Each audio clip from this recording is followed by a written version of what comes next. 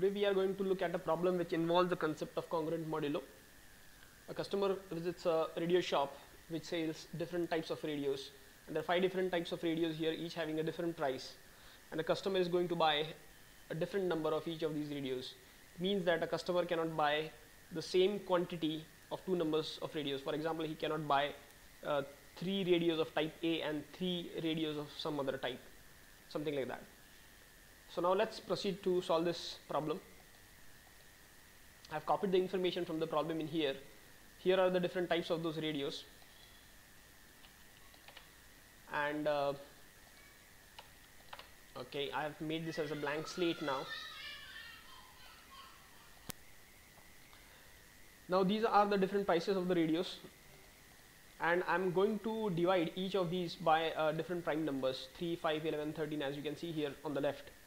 So let me start with 3. When I divide each of these numbers by 3, I get the remainder as 0 in most of the cases, except this number where I get the remainder of 1.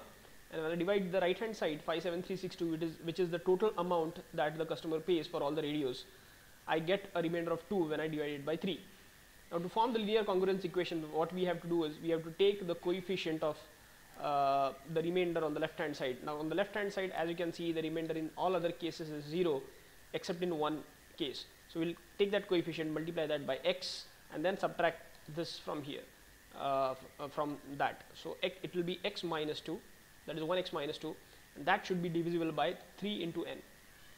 Now we have to use those values of x for which this equation will hold true. So we have to start with 0, and we have to go all the way up to 2, which is one number less than 3. So let us try 0. So if you put a 0 there, you will get a 0 minus 2, and 0 minus 2 is minus 2, which is not divisible by 3. So let us proceed to putting x as equal to 1. So if you put x as 1, 1 minus 2 would be minus 1, which again is not divisible by 3. Then we put the last value of x that we can, and that is 2, and 2 minus 2 would be 0, which certainly is divisible by 3.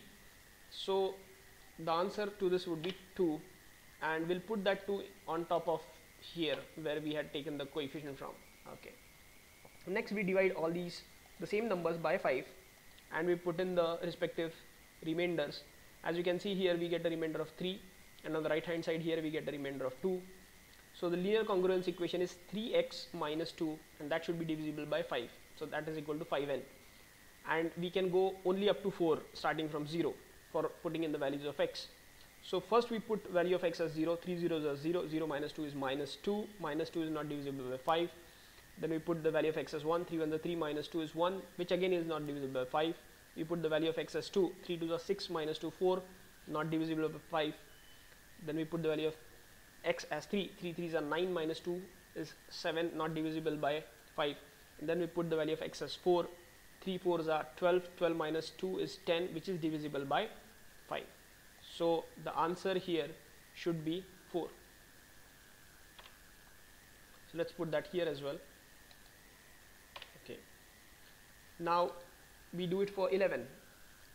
When we divide all these numbers by 11, we get a remainder of 1 here, and on the right hand side we get a remainder of 8. So our linear congruence equation would be x minus 8, and that should be divisible by 11n. So we will be putting in values of x starting from 0 all the way up to 11 minus 1, which is 10. Now we realize that up to 8 we have, till 7 we'll have all negative numbers which won't be divisible by 11. And when we put the value of x as 8, 8 minus 8 would be 0, which is divisible by 11. And when we put the value of x which is greater than 8, say like 9 or 10, 9 minus 8 is 1, which is not divisible by 11. 10 minus 8 is 2, which is also not divisible by 11. So for all the values from 0 all the way up to 10, the value of x equal to 8 is the only one which gives us a result 0, which is divisible by 11. So we'll choose x as equal to 8.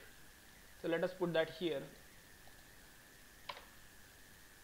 Similarly, now we divide all these numbers by 11, and we get the remainder of 11 only for the first one, and in all other cases we get 0 as a remainder. On the right hand side we get the remainder as 6, So our congruence equation would be 11x minus 6.